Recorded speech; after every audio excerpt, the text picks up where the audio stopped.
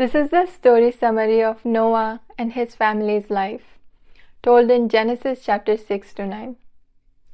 Noah was a righteous man who faithfully walked with the Lord at a time when the world was deeply corrupt and violent. Noah had 3 sons, Shem, Ham, and Japheth. Now the whole earth was filled with violence and corruption, and God saw that humanity had completely corrupted its ways.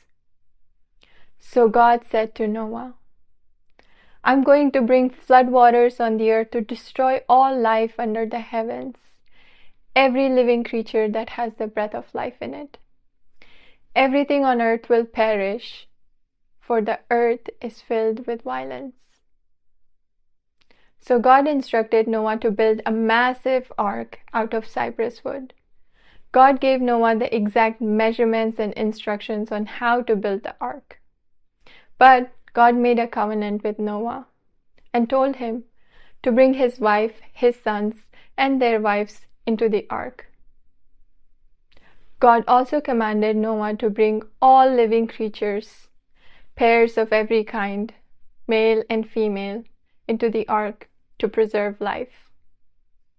Noah was also told to bring 7 pairs of every kind of clean birds and animals and 1 pair of every kind of unclean bird and animal. Lastly, God commanded Noah to bring food for all those on the ark. Noah trusted God and did everything exactly as God commanded him. Now, when Noah was 600 years old, Noah, his family, all the animals, birds, and every living creature that moved along the ground entered the ark. And the Lord himself shut the door behind them.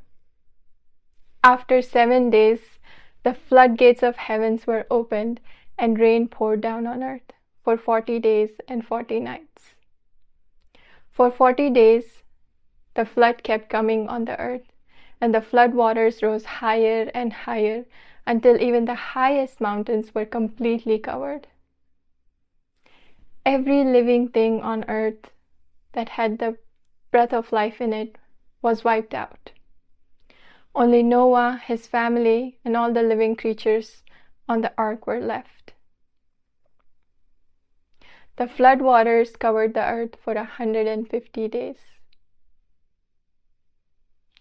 The ark floated on endless waters for many, many days. But God remembered Noah and all those on the ark. So God sent a wind on the earth. The rain stopped, and the water slowly started to recede.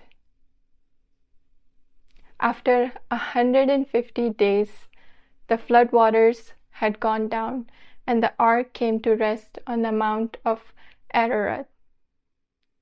As time passed, the floodwaters kept going down, and the tops of the mountains finally became visible. After 40 days, Noah opened a window and sent out a raven and a dove to find out if the waters had receded and the earth had dried. The dove came back, finding no place to rest. After 7 days, Noah sent out the dove once again. And this time, the dove returned carrying a freshly plucked olive leaf. So Noah knew that the waters on the earth had receded. After another 7 days, Noah sent out the dove once again. And this time, the dove did not return. When Noah was 601 years old, the earth had completely dried. So God spoke to Noah and said, Bring out all the living creatures, all the birds, animals, and every living creature that moves along the ground out of the ark, so they can multiply and be fruitful and increase in number.